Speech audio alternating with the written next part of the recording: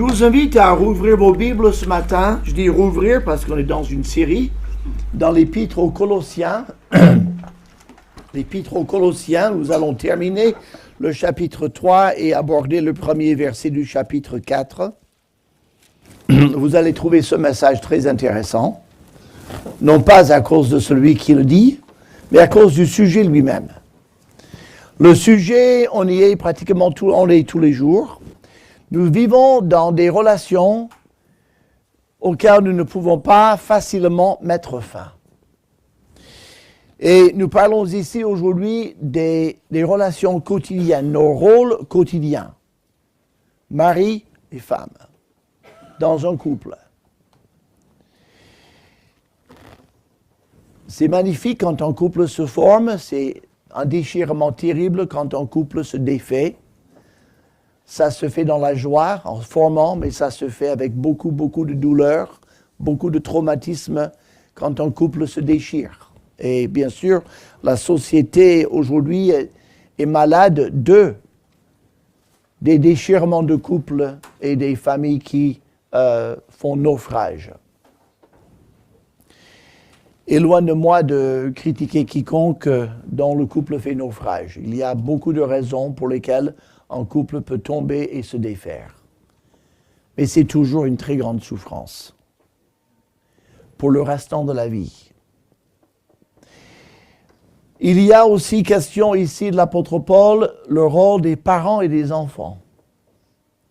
Ça aussi, c'est une relation dont on ne peut pas se défaire. On ne peut pas ne plus être parent de ses enfants et les enfants ne peuvent pas s'affranchir de leurs parents.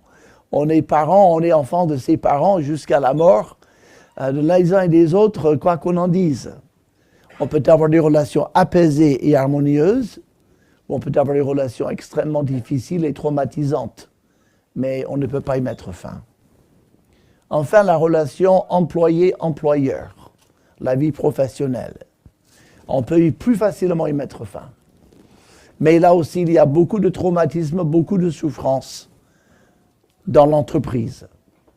Je parlais avec quelqu'un hier qui me disait, il a un rôle de manager, il m'a dit, c'est pas le travail qui est fatigant. En fait, le travail, on est là pour ça, on aime son travail. Mais ce qui est extrêmement difficile et compliqué et pénible parfois, et traumatisant aussi, c'est les relations humaines parmi les employés ou entre les employés et le patron. C'est là où c'est difficile, c'est les relations humaines. Ça revient toujours à la même chose. C'est nous, c'est nous qui sommes notre plus grand problème. Et donc, l'apôtre Paul avait parlé dans Colossiens 3 des attitudes que nous devons maintenir au sein de l'Église. Il parle à l'Église en général dans les versets 13 à 17. Mais on n'est pas, comme je dis, on n'est pas uniquement un enfant de Dieu, on n'est pas uniquement des assistants à des cultes hebdomadaires ou à des études bibliques. Nous sommes 24 heures sur 24, 7 jours par semaine, tous les jours de l'année, dans ce rôle d'être humain, dans notre rôle quotidien, que ce soit dans l'entreprise, que ce soit dans la famille, que ce soit entre époux.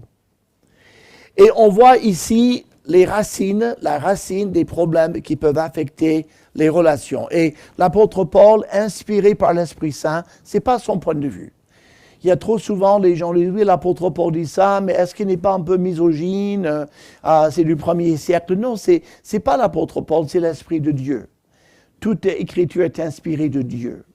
Et donc, ces vérités sont vraies pour toute personne, en tout temps et en tout siècle. Et si vous trouvez de l'aide ici, vous allez trouver la seule aide qui vaille, écrite au 1er siècle, mais toujours valable au 21e siècle. L'homme n'a pas changé.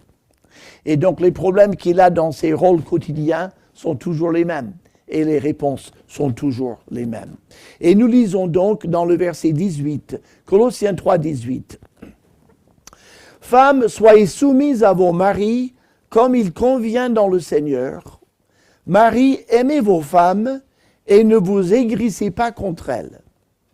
Enfants, obéissez en toutes choses à vos parents, car cela est agréable dans le Seigneur. Pères, n'irritez pas vos enfants de peur qu'il ne se décourage. Serviteurs, obéissez en toutes choses à vos maîtres, selon la chair, non pas seulement sous leurs yeux, comme pour plaire aux hommes, mais avec simplicité de cœur, dans la crainte du Seigneur.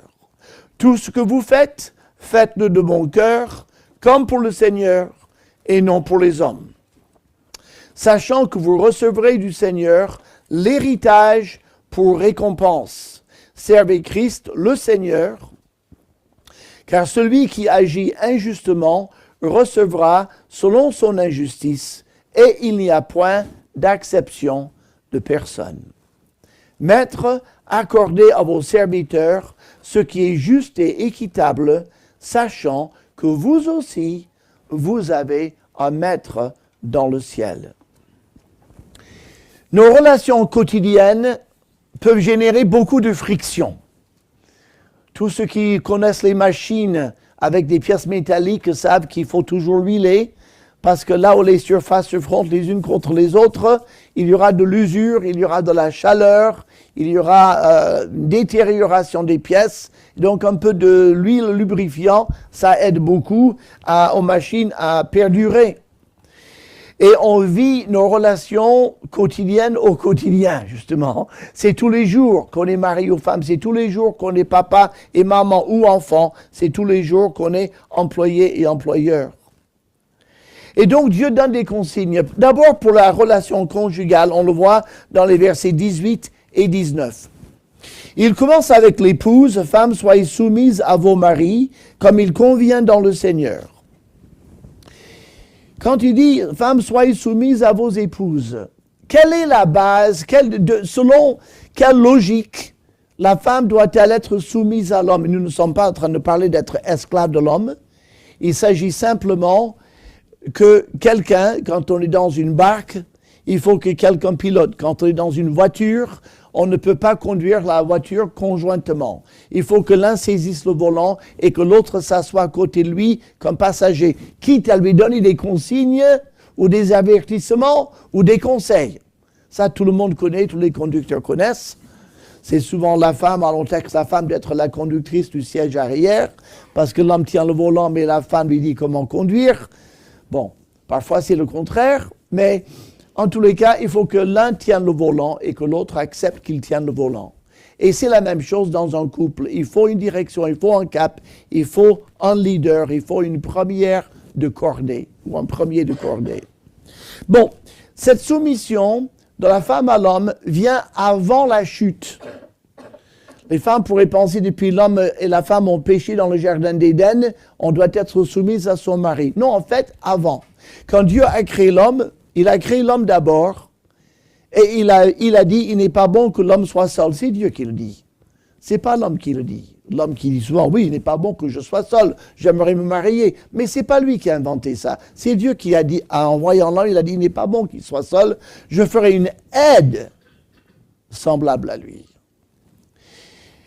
Quand on aide quelqu'un, on n'est pas celui qui dirige les opérations, on aide la personne qui est impliquée dans un projet. Et donc, en aidant un mari dans son projet, obligatoirement, nous sommes dans une relation d'aide et de soumission. C'est-à-dire, on demande au mari quel est le projet. Et puis, je vais t'aider dans ce projet. Et donc, elle va voir les faiblesses de son mari, elle va voir certains domaines où son mari n'est pas très compétent, elle va combler les manquements. Mais elle vient en aide, en renfort, et non pas en direction. Donc, déjà, Dieu a conçu la femme pour aider et fortifier, encourager son mari, mais le mari est responsable du projet. Après la chute, quand Adam et Ève ont péché, dans cette relation apaisée d'homme et de son aide semblable, il s'est introduit de la tension. Et nul ne niera que dans n'importe quel couple, il peut y avoir des moments de tension. Et cette tension entre mari et femme est due à notre nature pécheresse. Ce n'est pas dû à l'homme, à la femme, ce n'est pas dû à la relation, le mariage n'est pas fautif, c'est la nature pécheresse qui met une tension dans cette question de soumission. Alors, quand en Genèse chapitre 3, verset 16, après la chute, Dieu dit à la femme, il commence avec la femme, d'abord avec le serpent, mais après il parle à la femme et il dit, tu auras donc de la douleur dans tes accouchements, j'augmenterai la souffrance de tes grossesses, tu enfanteras avec douleur. Cette douleur ou ce traumatisme de l'accouchement est en effet un châtiment du Seigneur sur la femme à cause de son péché. Donc, c'est déjà une première cause de tension. Et l'homme doit être conscient que la femme subit cette douleur et ce traumatisme.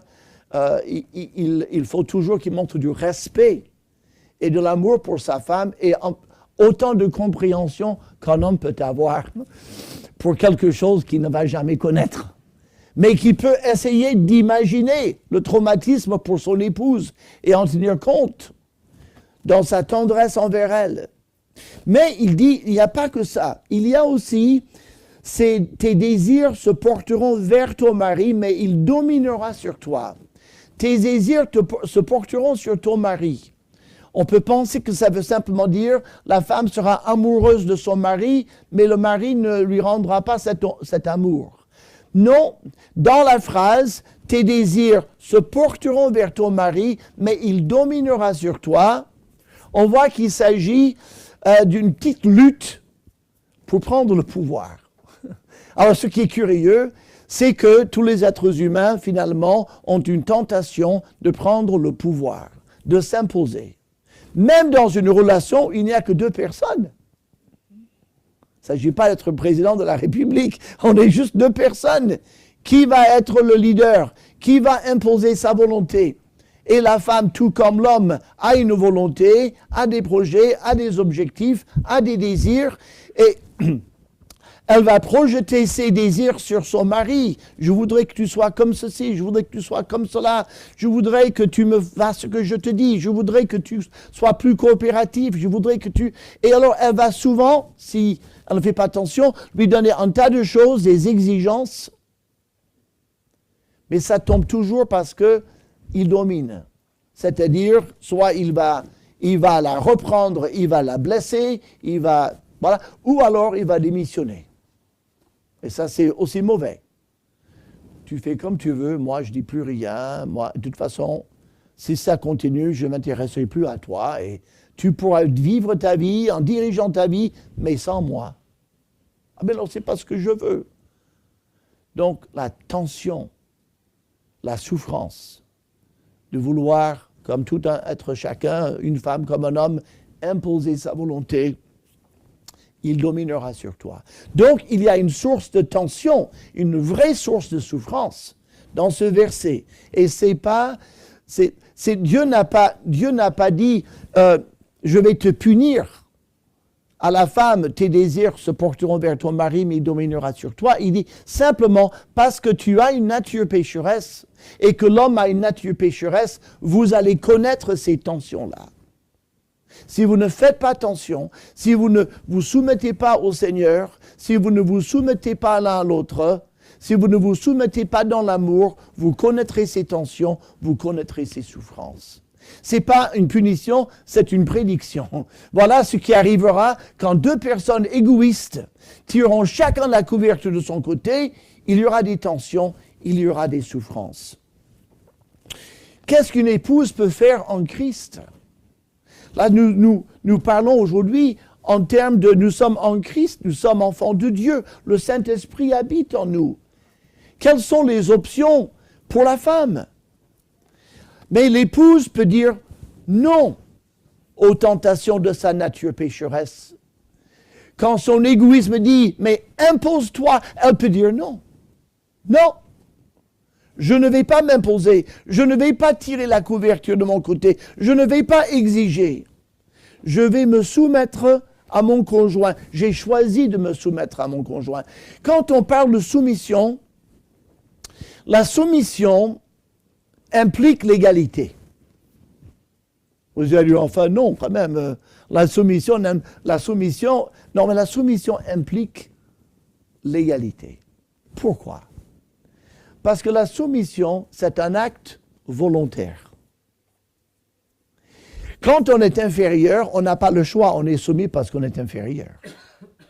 Mais quand le Seigneur dit à la femme, soumettez-vous, ça veut dire elle est l'égale de l'homme et elle décide, elle choisit de jouer un rôle d'aide.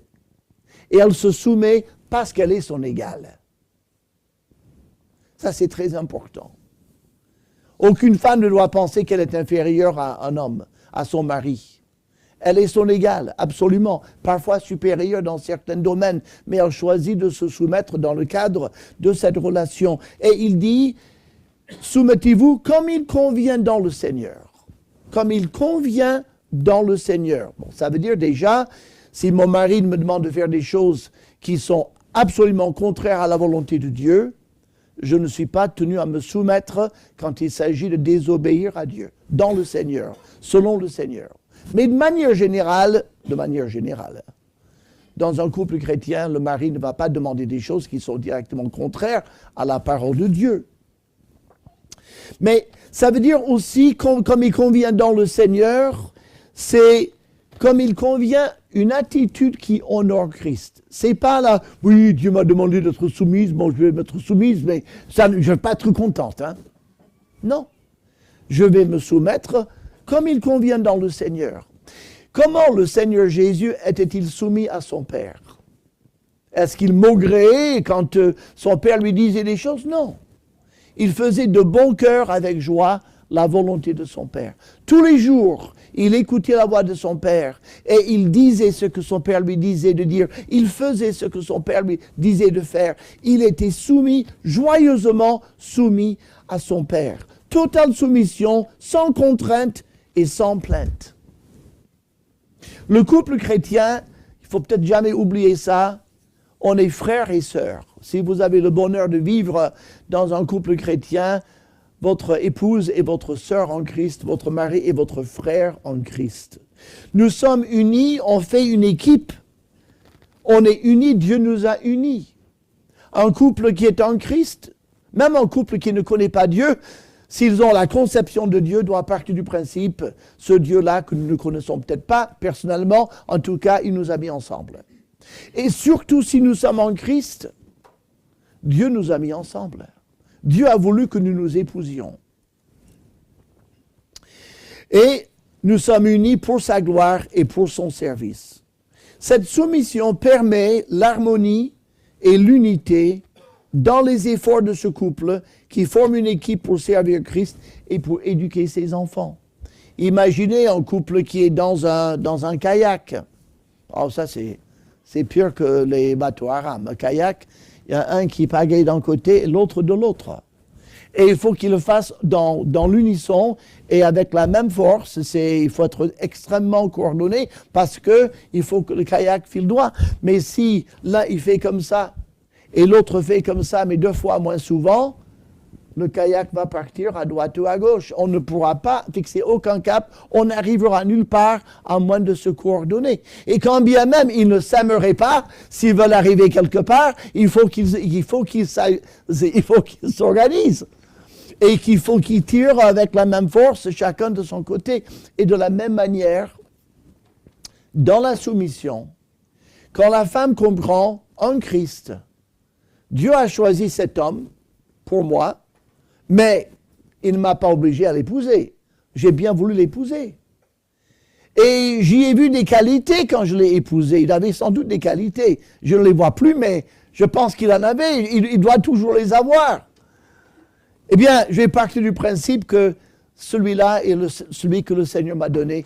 Et comment pourra-t-il bien diriger le foyer? Mais il sera en paix, il aura confiance en lui-même s'il ressent que je lui fais confiance. Si je l'encourage, si je dis que je crois en lui, il va prendre du courage et il va prendre de bonnes décisions. Je sais qu'il prendra de bonnes décisions. Mais s'il est constamment en train de lutter avec moi, il ne pourra pas fixer le cap. Il ne sera pas tranquille pour voir la bonne direction. Et moi non plus. Et on va tourner en rond et on va faire naufrage. On va faire capoter notre kayak et puis on va se noyer tous les deux. Qu'est-ce que je veux? Et donc, cette soumission permet l'harmonie et l'unité. Et cette unité est essentielle pour se sentir bien dans ce couple, et c'est essentiel pour être crédible auprès de ses enfants et assurer leur éducation. Essentiel. Sinon, c'est le naufrage. Et le mari, alors j'étais très, très touché par ce verbe dans le verset 19. Mari, aimez vos femmes et ne vous aigrissez pas contre elles. Quand on parle avec les couples, souvent, c'est la femme qui est un peu aigrie contre son mari, ou en colère contre son mari, ou déçue, simplement déçue de son mari. Et on ne pense pas trop aux hommes. De toute façon, les hommes sont un peu les sphinx. Je dis rien, je garde ça pour moi. Je ne suis pas comme une femme, je ne pleure pas. L'homme, ça ne verse pas de larmes. Je suis très bien dans ma peau, voilà. Et sinon, personne ne va le savoir. Mais le Saint-Esprit ici révèle une attitude qui peut entrer dans le cœur d'un homme, dans son couple. C'est intéressant. L'aigreur. L'aigreur contre sa femme. Alors ça peut se manifester de plusieurs manières. Hein? Ça y est, on reparle. Non mais attends, elle, ça là, franchement, je ne sais pas pourquoi je l'ai mariée, hein? Je ne sais pas d'où je l'ai déniché, ça là. Ça fait 15 ans qu'on est ensemble, mais qu'est-ce que c'est pénible. Qu'est-ce que nous avons ici? On a quelqu'un d'aigre. Il est amer. Pourquoi un homme pourrait-il devenir aigre contre sa femme? Ben, l'homme a quelque chose en lui, il aime son indépendance. Il aime sa vie personnelle, il est très personnel, très autour de lui-même. D'ailleurs, on n'a qu'à le voir quand vous allez dans un bistrot à 8 heures du soir, dans des quartiers, accoudés le long du zinc, le coude sur la table et la chope du bière dans la main. Combien de femmes trouvez-vous par rapport au nombre d'hommes? Les femmes sont à la maison avec les enfants et l'homme est au bar à discuter avec les copains. Il n'a rien à y faire. Ça lui coûte de l'argent, c'est parfaitement inutile et pourtant c'est là qu'il passe ses soirées. Pourquoi? Parce qu'il veut être lui. Moi. Un homme n'est pas enclin à se confier à sa femme parce qu'il pense qu'il doit se montrer fort. Il ne faut surtout pas qu'il montre à sa femme ses faiblesses, ses vulnérabilités ou ses doutes. Il faut qu'il rassure, il faut qu'il montre que c'est un homme. Je ne suis pas une femme, quoi. Je ne suis pas quelqu'un dans le partage, le relationnel. Je suis un homme. Et alors, ce qui le gêne, et nous parlons de quelqu'un qui ne vit que dans sa pensée égoïste, dans sa pensée naturelle, sans Christ. La femme est dans le relationnel. Il rentre du travail. Alors, mon chéri, comment était ta journée? Très bien. Alors, raconte-moi, ton patron, tu t'entends bien avec lui? Ça va. Et puis, tes collègues, ça va, on fait le boulot, c'est bon, et je me suis payé, je suis fatigué, je n'ai pas envie de parler de ça, je ne suis pas ici pour parler du travail. Oui, mais chérie, je m'intéresse à toi. Tu es frustré, hein? Non, je serais frustré. Non, mais je vois que tu es... Enfin, pourquoi tu me réponds comme ça avec des monosyllabes en disant circulaire, il n'y a rien à voir? Tu peux tout me raconter, viens prendre un café, explique-moi un peu comment tu vis. Moi, je veux t'écouter. C'est bon, laisse-moi. Je vais prendre une bière et puis je mets au fauteuil et laisse-moi tranquille. Voilà. Vous ne pensez pas que ces conversations ont lieu? Bien sûr. Partout. La femme est dans le relationnel, elle voudrait bien connaître son mari. Elle est une aide. La Bible dit que c'est une aide semblable à lui. Donc une femme a envie d'aider son mari. Toujours, elle a envie d'aider son mari. Et elle l'aidera tant qu'elle pourra. Et ce n'est que si on voit qu'elle ne peut vraiment rien faire, que la mort dans l'âme, elle va se résoudre peut-être à ne rien dire ou même à le quitter, mais elle aurait voulu l'aider. Et beaucoup de couples tiennent ensemble parce que la femme est très attachée. Elle veut rester fidèle. Elle veut rester avec lui dans toute la mesure du possible. C'est une qualité, ça. Mais l'homme, il méprise un peu la femme parce qu'elle n'est pas aussi forte que lui physiquement. Et de sinistre mémoire, le marquis de Sade, vous avez tous entendu parler du sadisme, mais le marquis de Sade, un marquis français, infâme, avait cette philosophie que l'homme a le droit de faire à la femme ce qu'il veut et l'exploiter comme il veut. C'est dans l'ordre des choses parce qu'il est plus fort qu'elle. Et le plus fort a le droit de dominer le plus faible. Il a le droit. Moralement, il peut exploiter la personne qui est plus faible que lui. Et ça a donné donc, ça a donné lieu à toutes sortes de sévices et de souffrances innommables. C'est une doctrine, c'est une doctrine diabolique.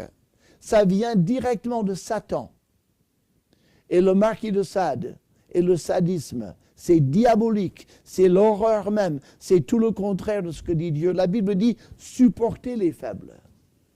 La Bible dit à l'homme d'aimer sa femme et de tenir compte de sa faiblesse, de sa sensibilité, de respecter cela. Mais le sadisme et l'homme, dans Brut de découvrage, il dit, elle est plus faible que moi, c'est une femmelette, bon, moi, ces gens-là. Pourquoi tu pleures maintenant? Mais je t'ai rien dit. Ce que je t'ai dit, c'était vrai. Pourquoi tu pleures? Mais tu n'es pas obligé de me parler comme ça. Je te parle comme je veux. La souffrance. Ces états émotifs. Et puis, elle pose des questions. Elle pose des questions auxquelles il ne veut pas répondre. Parce qu'il a souvent des choses à cacher. C'est inimaginable ce que les hommes ont à cacher auprès de leurs femmes. Et alors, pour la faire taire, il va employer des paroles dures et des paroles méprisantes. Et elle va être blessée et elle va se taire, mais elle va souffrir. Donc le Seigneur nous rappelle ici, au lieu de l'aigreur, et ne vous aigrissez pas contre elle. Le contraire de l'aigreur, c'est la douceur. Et donc, nous les hommes, nous sommes naturellement tournés vers ce genre de réaction méprisante. Même sans le vouloir, même sans y penser, c'est quelque chose qui nous vient naturellement. C'est une partie de notre nature pécheresse. Et donc, en Christ, nous sommes appelés à faire exactement le contraire. Et il faut se rendre compte, je suis comme ça. Laissez à moi-même, si je suis sous pression, au lieu de parler de mes faiblesses, au lieu de m'ouvrir à mon épouse, au lieu de demander son aide, au lieu d'écouter ses conseils, je la méprise, je la fais taire, je l'insulte. Je dois changer totalement. Et la combler de douceur et d'affection. La Bible dit en plusieurs endroits à l'homme, il doit comprendre et respecter la nature et la constitution de son épouse. Il doit comprendre et se dire, elle n'est pas comme moi. Elle n'est pas comme moi. Et je n'ai pas besoin d'un conjoint qui soit comme moi. J'ai besoin d'un conjoint qui soit très différent de moi. Pour me compléter, justement. Et donc, il doit l'aimer et en prendre soin, la protéger des blessures, plutôt que de lui en infliger.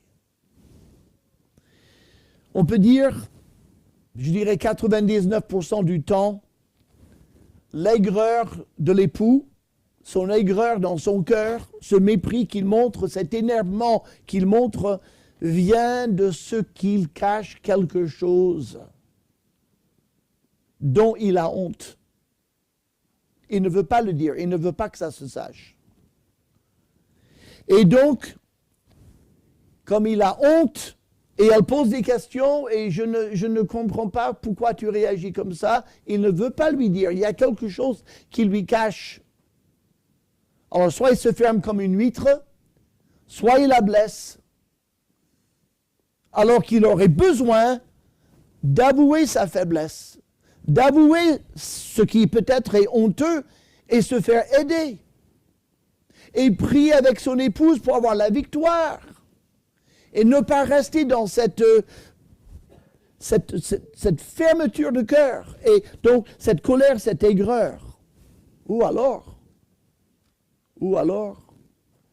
il est aigre contre sa femme parce qu'il la compare à une autre femme. Et ça, c'est mauvais. C'est très mauvais.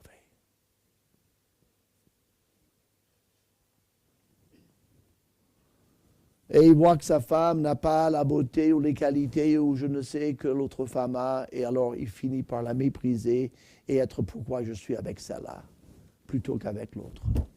D'abord, mon pauvre gars, personne ne dit que l'autre femme t'aurait jamais accepté en mariage. Hein? Tu es peut-être heureux d'avoir la femme que tu as. Hein? Je ne sais pas si une autre femme voudrait de toi.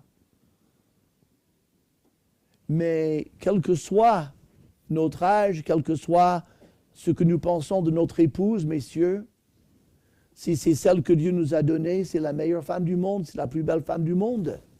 On parle subjectivement. Hein? Je suis toujours étonné de voir ces top modèles qu'on voit dans les magazines. Alors maintenant, c'est le mot des lèvres un peu plus épaisses, vous savez, les paupières un peu tombantes, les cils hyper longs, etc. Mais elles font toujours la moue. Hein? Genre... Et on dit elles sont sublimes. Moi, je ne les trouve pas sublimes. Je les trouve enfants gâtés, quelque chose. On se dit, mais c'est peut-être magnifique sur un papier glacé, mais en 3D, dans la vie réelle, si vous avez une dispute, je ne sais pas comment on se ferait contre ces bonnes femmes-là. Et ça, c'est les canons de beauté, cette moue-là, ce regard un peu rebelle, un peu... C'est ça, c'est le monde. Même si notre femme n'est peut-être pas Miss Univers, quand on voit la luminosité du caractère de Christ et l'amour qui se reflète, l'amour que Dieu nous a permis de lui donner, qui se reflète envers nous, il n'y a rien de plus beau. Salomon, il n'est peut-être pas bien placé pour donner des conseils. Il avait 1000 femmes, le pauvre. Il avait vraiment un gros problème. Et le problème n'était pas ses femmes, le problème c'était lui.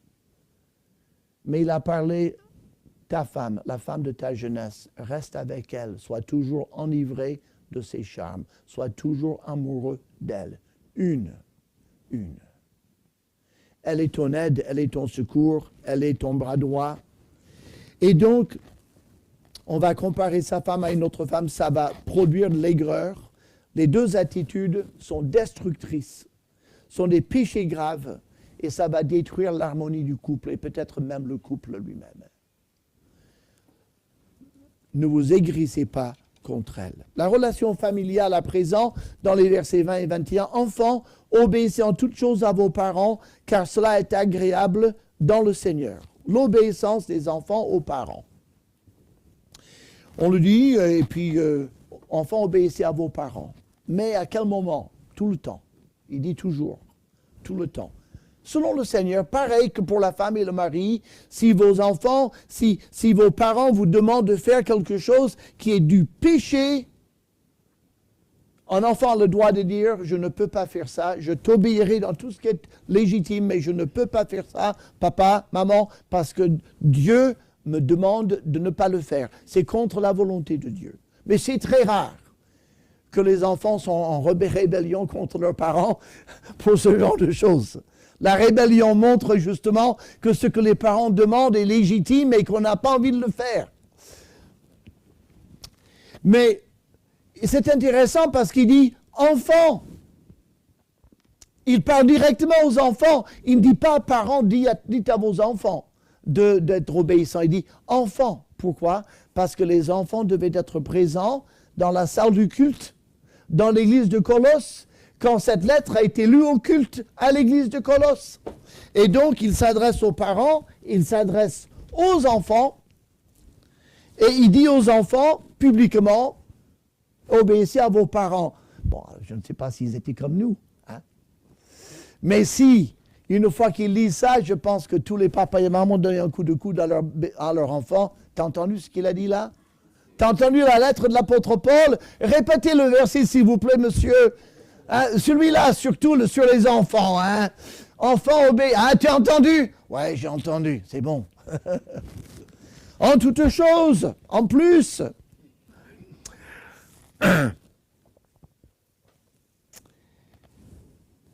Qu'est-ce que c'est obéissez à vos enfants, à vos parents? Un enfant, il ne peut commencer à se construire psychologiquement, socialement, dans son âme et dans sa conscience, que s'il comprend qu'il y a des autorités dans sa vie. Un enfant qui ne reconnaît aucune autorité ne peut pas se construire en tant qu'individu. C'est pas moi qui le dis, c'est pas la Bible la Bible le dit, mais les psychologues le disent. N'importe quel psychologue vous dira les problèmes dans nos classes et dans nos écoles, parce qu'il y a maintenant des incivilités terribles, il y a un manque d'éducation criante, c'est le problème principal de notre système scolaire. C'est que les enfants n'obéissent pas et ne reconnaissent pas d'autorité.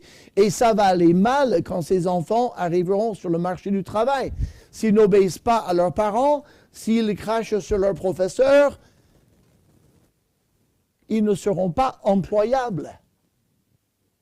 Ils ne voudront jamais prendre un travail, un patron ne pourra pas leur dire le moindre ordre, ils vont être dans la rue, ils vont crier, ils vont taper. Ils seront totalement inutiles. Ils ne seront pas équilibrés, ils ne seront pas adultes, ils ne seront pas mûrs. La maturité, la première chose de la maturité, c'est reconnaître qu'il y a des autorités qui méritent notre respect et notre obéissance.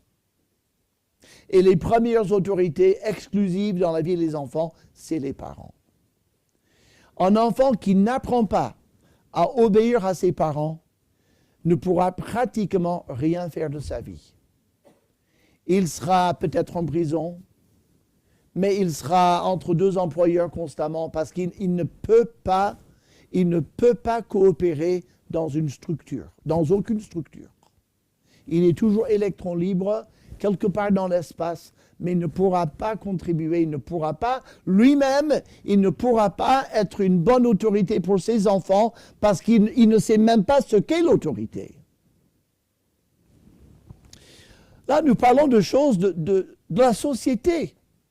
Mais c'est écrit dans la Bible. Dieu s'intéresse à nous en tant que société et pas uniquement en tant qu'individu. Il veut que nous réussissions notre vie socialement, dans la famille. Et c'est là où ça commence, dans la famille. Donc, je reconnais que mes parents sont l'autorité que Dieu a placée sur moi. Dieu m'a fait naître dans cette famille-là. Dieu m'a donné ce père et cette mère. Et donc, je dois leur obéir. Je dois les respecter et je dois être reconnaissant de les avoir comme parents. 3 attitudes fondamentales qu'un enfant doit intégrer par l'éducation de ses parents. Et alors, le psychologue nous dit, et nous le disons parce que c'est vrai, cette reconnaissance de l'autorité construit des frontières et des garde-fous dans notre vie. Des frontières et des garde-fous.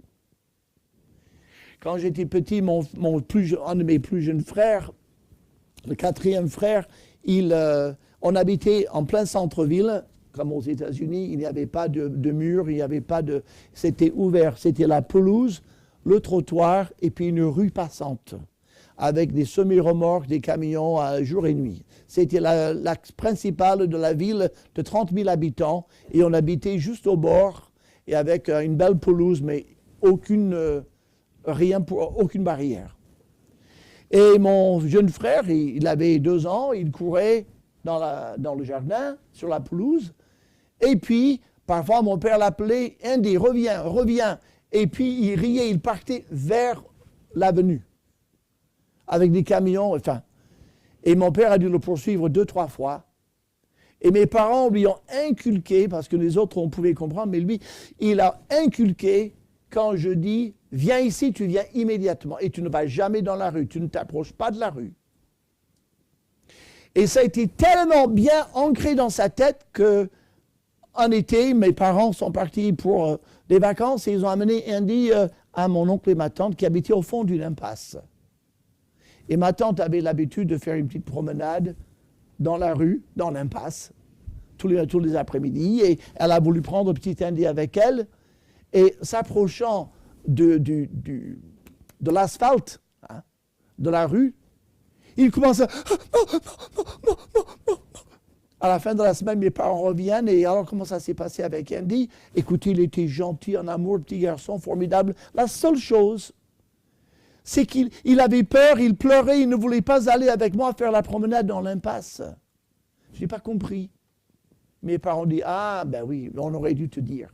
Chez nous, c'est absolument interdit. Parce que s'il s'aventurait là, sa vie est terminée en 3 secondes. Et donc, on lui a appris à ne pas le faire. Ben, c'est ça les garde-fous et les frontières. La discipline établit des frontières et des garde-fous dans la tête de l'enfant. Il comprend, il y a certaines choses que je peux faire, il y a d'autres choses qui sont totalement hors limite, et il y a certaines choses où je dois demander permission. Mais je sais ce que je peux faire, je sais que je ne peux pas faire, et ces frontières ne changent jamais. C'est toujours les mêmes. Eh bien, ça construit un enfant. On parle aussi, quand on parle d'un enfant, il est comme dans un champ. Et les parents mettent une clôture autour de ce champ. Et lui dit, tant que tu es dans ce champ, dans cette clôture, tu es libre. Tu peux faire ce que tu veux. Mais tu ne peux pas sortir de ce champ-là. Sinon, c'est dangereux. Quand les enfants n'ont pas de frontières, on n'a jamais mis des garde-fous. Ce n'est pas étonnant qu'ils terminent dans la catastrophe. Ces garde-fous dans notre vie, cette discipline nous permettent de contribuer utilement à toutes les structures. Quand on entre dans une structure, que ce soit une école, que ce soit une association, soit une entreprise, quel est mon champ de liberté? Quelles sont les choses qui me sont interdites? Et dans quel domaine faut-il que je demande une autorisation?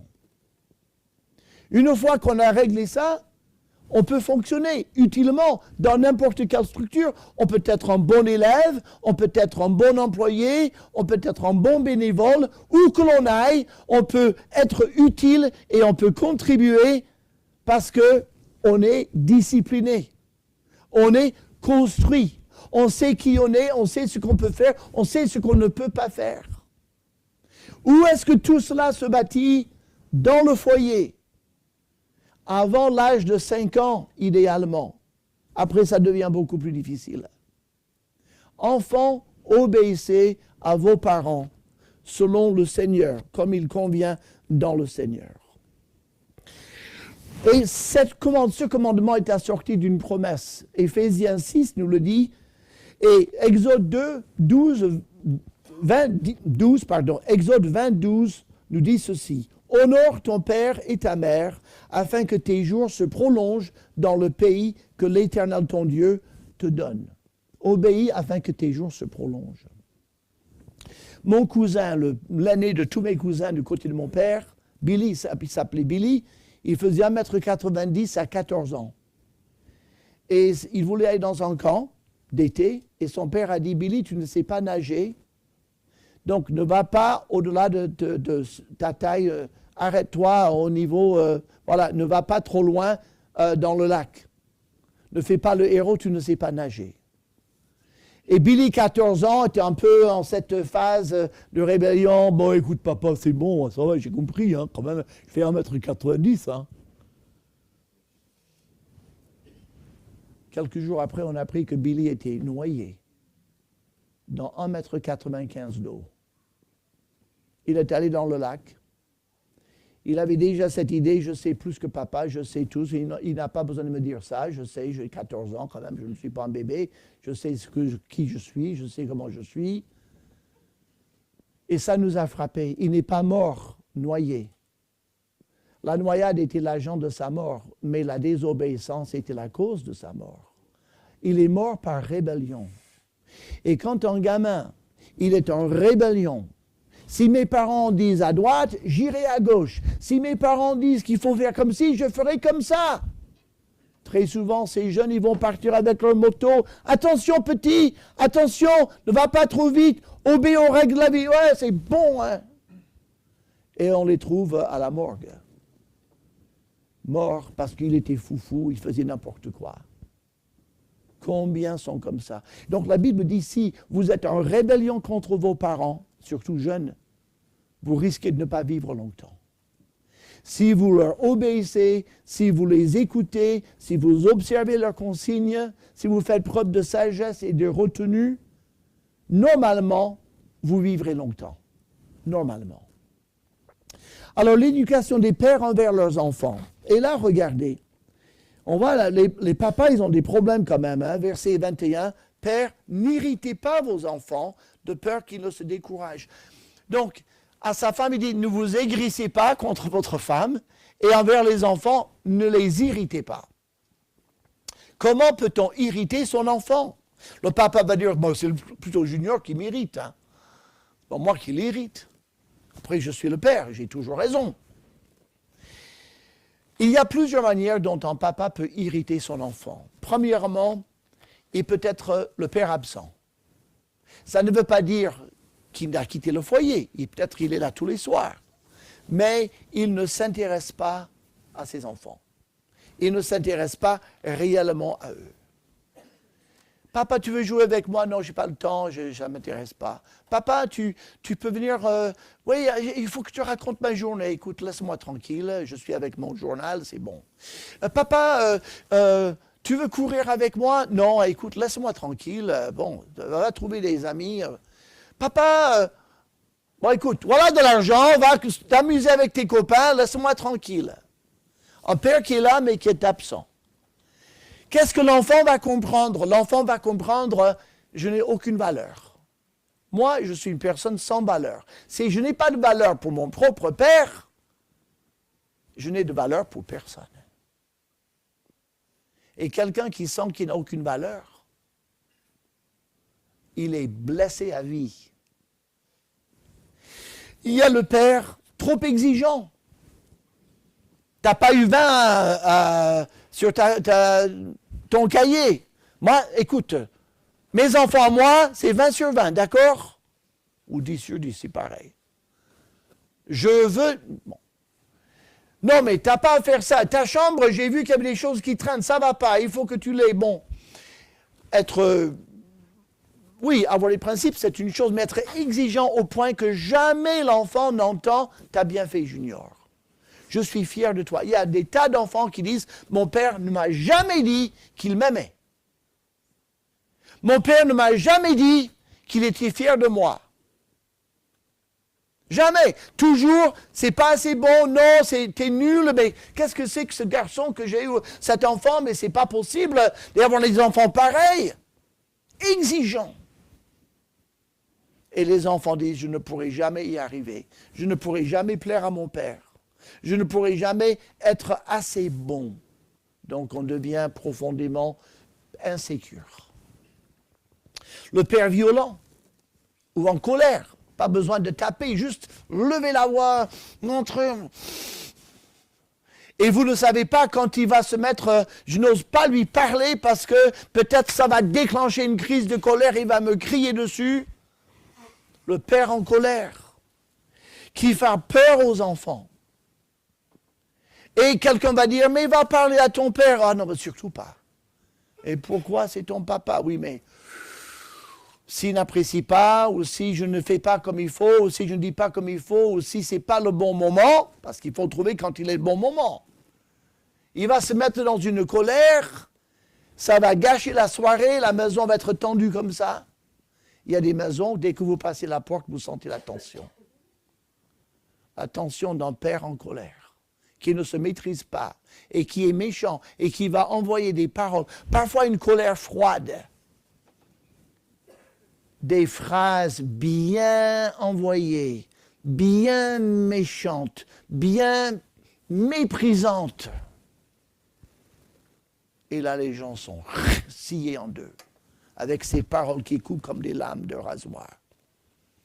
Et donc, l'enfant ne pourra jamais être ouvert, honnête avec son père, parce qu'il a trop peur de lui. Il ne lui parlera pas. Irriter son enfant, blesser son enfant, faire du mal à son enfant, sans jamais même lever la main dessus. n'irritez pas vos enfants. Mais qu'est-ce qu'il dit? Il dit donc, de peur qu'ils ne se découragent. En Éphésiens 6, il donne toute la recette. Il dit, Père, n'irritez pas vos enfants, on a la même chose, mais élevez-les en les corrigeant et en les instruisant selon le Seigneur. Élevez-les. Qu'est-ce que ça veut dire élever? Ça veut dire éduquer. Pardon. Éduquer un enfant veut dire former son caractère. Pas juste lui donner des connaissances. On ne met pas devant son enfant avec un cahier, je vais te lire ta leçon de géographie. T'as compris, c'est bon. T'as compris tes maths. Ça, c'est instruire. Et éduquer, c'est, merci, former son caractère, former sa conscience, l'aider à savoir ce qui est le bien et ce qui est le mal dans toutes les situations, former son intellect, former son image de lui-même. Quand un enfant peut dire « Je suis quelqu'un de précieux, j'ai une vie merveilleuse, mes parents m'aiment et je les aime.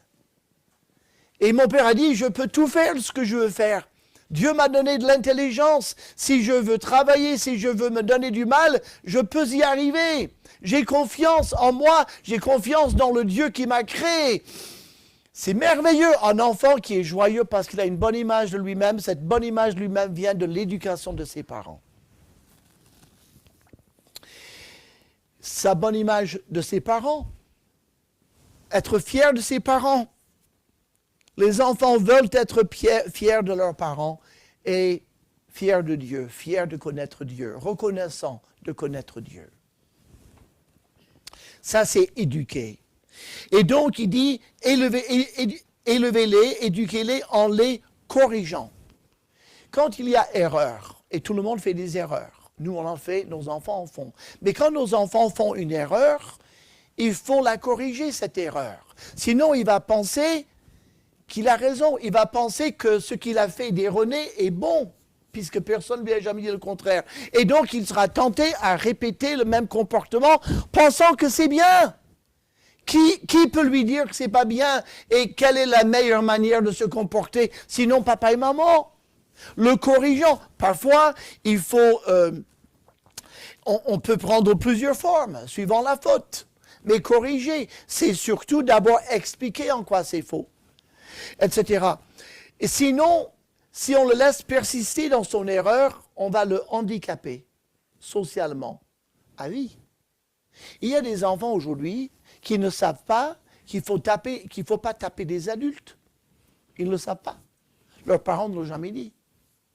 Ils pensent que s'ils peuvent taper quelqu'un, ben il faut y aller.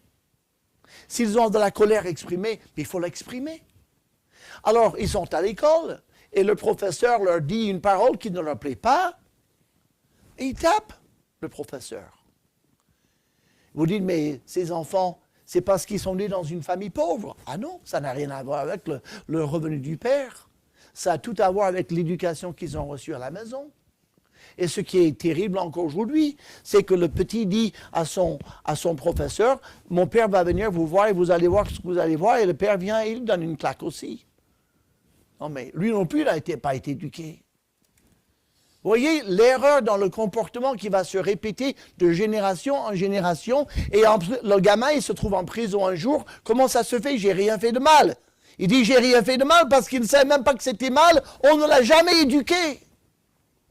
Et donc, l'éducation est essentielle, et il dit, en le corrigeant, donc, arrêtez ça, et en l'instruisant. Alors, si c'est ça, c'est pas comme ça qu'il faut faire, comment faut-il faire? Les instruire, leur expliquer comment agir. Il a besoin d'instruction morale, sociale, spirituelle. Toute cette instruction est dans la Bible. On peut enseigner énormément de notions et de valeurs par les histoires de la Bible. Ah oui, ça oui. Hein? David, regarde comment il a fait ça, c'était bien. Hein, tu vois, comment il a traité Saül, il était gentil. Hein? Tu vois, Saül n'était pas gentil, mais lui, il était gentil avec Saül. Et pourquoi? Parce qu'il confiait en Dieu. Et puis regarde David, oh là, il a fait quelque chose de pas bien du tout. Hein? Regarde ce qu'il a fait. Et regardez comment il a souffert. Est-ce que Dieu veut qu'on fasse ça? Ah non! Comment Dieu veut qu'on fasse? Comme si, dans la parole, et on peut multiplier les exemples. La parole de Dieu, ces histoires, c'est pas juste Abraham a fait ceci, Isaac a fait cela. Il faut expliquer en quoi c'est un exemple pour nous ou un contre-exemple. Et l'enfant est instruit dans la parole et par la parole sous la responsabilité directe de son père. Vous avez remarqué? Père, instruisez-les. Il y a trop d'hommes qui disent, écoutez, les enfants, c'est pas mon affaire à moi. Quand ils auront 16, 18 ans, on peut faire la chasse ensemble. Là, mon fils m'intéressera, mais là, il a 3 ans. Il ne peut rien faire, il peut à peine parler. Il ne peut pas l'utiliser à l'atelier. C'est maman qui doit... Maman, elle fait des histoires de la Bible, que ça l'amuse un peu. Mais c'est pas comme ça. Quand le père prend le temps d'instruire ses enfants, c'est autre chose. Pour l'enfant, c'est autre chose. Si papa m'enseigne, alors là, c'est très important. Si maman le fait, c'est bien, mais c'est pas la même chose. Et donc, le père doit se rendre compte, Dieu m'a donné un exemple, enfin, une opportunité incroyable d'instruire mes enfants. Et si vous êtes comme moi, messieurs, ma femme m'a dû me rappeler plusieurs fois, est-ce qu'on va faire un culte de famille ce soir? Parce que moi, j'avais totalement oublié. J'étais tout à fait d'accord, mais j'avais oublié. Oh, mais bien sûr, on va faire un culte ce soir. Et on faisait un culte. Mais si on ne m'avait pas rappelé, peut-être on ne l'aurait pas fait. C'est là où la femme est laide, semblable à l'homme. Elle peut lui poser des questions, vous voyez, comme ça. Est-ce que tu penses que tu vas faire ça? Et puis, vous voyez, au lieu de dire, « Hé, t'as intérêt à faire le culte parce que sinon, je vais péter les plombs, hein. » En étant à côté de lui pour l'aider à réussir son projet, cet homme va pouvoir remplir la mission que Dieu lui a donnée auprès de ses enfants. Et ne pas être ce père absent, ce père exigeant, ce père colérique, mais un père qui éduque, qui instruit, qui corrige et qui montre l'exemple. Si, de toute génération, on peut dire si jamais on avait besoin de ça, c'est aujourd'hui. Mais depuis tout temps, on a besoin de ça. Depuis tout temps, la parole de Dieu nous met en garde. Et regardez dans l'église de Colosse, il devait y avoir des pères, des hommes qui étaient aigres contre leurs femmes et des hommes qui irritaient leurs enfants. Sinon, l'apôtre Paul n'en aurait pas parlé. Donc, ce n'est pas un problème nouveau. D'autres chrétiens l'ont vécu. Et par la grâce de Dieu, on peut vivre autre chose. Notre Dieu et Père, merci pour ces instants et nous te prions de nous aider à vivre notre vie avec toi. Permets-nous de vivre dans nos familles telles qu'elles sont aujourd'hui, de nous rapprocher le plus possible de ta volonté. Seigneur, tu pardonnes nos péchés, tu pardonnes nos manquements. Merci pour cela. Tu pardonnes nos inconstances aussi, mais tu nous adresses toujours des conseils, des ordres pour notre bien et pour ta gloire. Et nous prions que chacun qui peut profiter réellement de cet enseignement de ta part en profite. Et Seigneur, montre-nous là où nous pouvons nous améliorer. Montre-nous là où nous pouvons entamer un changement dans notre vie pour te glorifier. En Jésus-Christ. Amen.